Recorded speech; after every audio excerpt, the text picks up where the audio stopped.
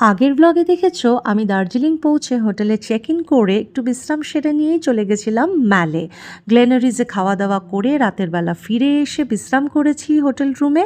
আর পরের দিন সকাল হচ্ছে আজকে। তো এই দিনটা আমরা পায়ে হেঁটে দার্জিলিংকে এক্সপ্লোর করেছিলাম, তবে প্রথমে গেছিলাম কেভেন্টার্সে ব্রেকফাস্ট করতে। কেভেন্টার্সে সেই বিখ্যাত ব্রেকফাস্ট সেরে আমরা চলে গেলাম পায়ে হেঁটে দার্জিলিং স্টেশনের দিকে। একদম পায়ে হেঁটে দার্জিলিং স্টেশনে গেছিলাম। কত নানা অজানা রাস্তা পেরিয়ে আমরা পৌঁছেছিলাম দার্জিলিং স্টেশনে। সেখানে কিছুটা সময় কাটিয়ে আবার দার্জিলিং ম্যালের দিকে ফিরে এসেছিলাম। ম্যালে ফিরে এসে চেয়ারে বসে বেশ কিছুটা সময় কাটালাম। তারপরে লাঞ্চ টাঞ্চ সেরে শপিং করলাম।